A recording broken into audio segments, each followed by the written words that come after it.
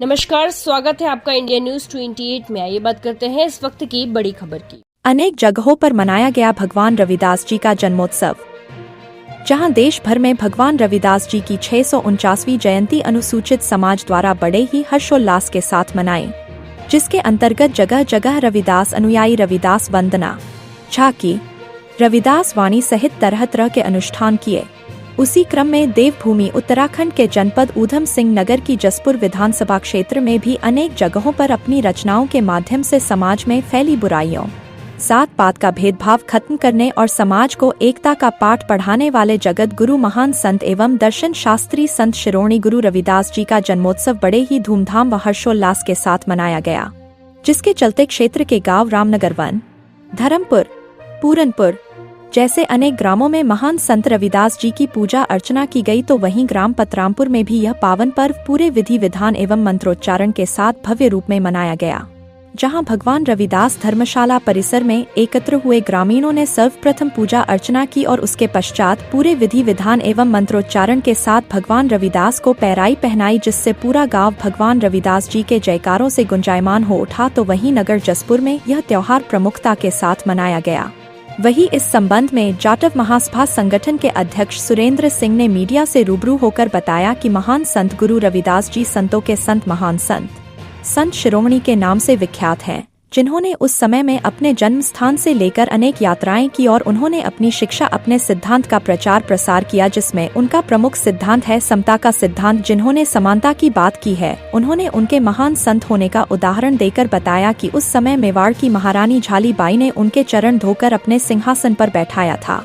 इसी तरह अनेक उदाहरण उन्होंने और भी दिए और साथ ही उन्होंने उनके प्रमुख श्लोक मनचंगा तो कटौती में गंगा का जिक्र भी किया। कैमरामैन हंसी सागर के साथ स्टेट हेड अजय सागर की रिपोर्ट। मैं आपके माध्यम से बताना चाहूँगा कि संत शिरोमणि गुरु रविदास जी महाराज जो प्रमुख भक्ति संत जो धारा भक्ति शाखा है उसके प्रमुख संत हैं, और उन्होंने सीर गोवर्धनपुर जहाँ पे उनका जन्म स्थान है वहाँ से लेके उस समय पे तमाम यात्राएं की और अपने प्रचार, अपने जो सिद्धांत है, अपनी जो शिक्षाएं हैं उनका प्रचार प्रसार किया। और सबसे जो महत्वपूर्ण शिक्षा है उनकी है समता का सिद्धांत। वो समता के मामले में मार्क्स के भी पूर्वगामी है। उन्होंने सभी समाज को समानता की बात करी है, उन्होंने बेगमपुरा की बात करी है, और उन्होंने ये भी कहा है कि ऐसा चाहूँ राज में जहाँ मिले सबन को अन्न, छोट बड़ो सब सम बसे रविदास रहे प्रसन्न। यानी कि समता का सिद्धांत जो उनका प्रमुख है, समरसता और समता, जो दो चीज हैं जो हमारे देश के लिए आज भी आज के परिप्रेक्ष्य में भी सिद्ध होती हैं कि जब तक समता और समरसता रहेगी तो हमारा देश भी समृद्ध होगा। रही बात उस काल की, तो वो इतने बड़े संत थे कि मेवाड़ की महारानी झालीबाई ने उनके चरण धुलने के बाद सिंहासन पर बैठाया था। प्रसिद्ध जो मीराबाई है वो उनके गुरु रहे, और संत रविदास जी ने उनको संतों के संत कहा, यानी कि संत शिरोमणि कहा। एक सिद्धांत जो उनका जो बड़ा प्रसिद्ध है, सभी लोग बोलते हैं कि मन चंगा तो कठौती में गंगा। ऐसा नहीं है, कठौती में गंगा एक उनकी आत्मिक पावर को दर्शाता है।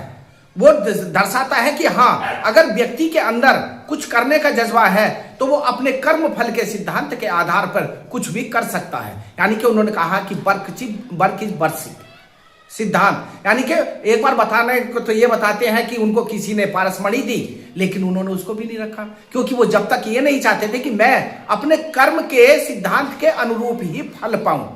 यानी कि उनकी इतनी आवश्यकताएं नहीं थी कि वो अनावश्यक रूप से कहीं से धन ग्रहण करें। वो अपने कर्म में सिद्धांत रखते थे।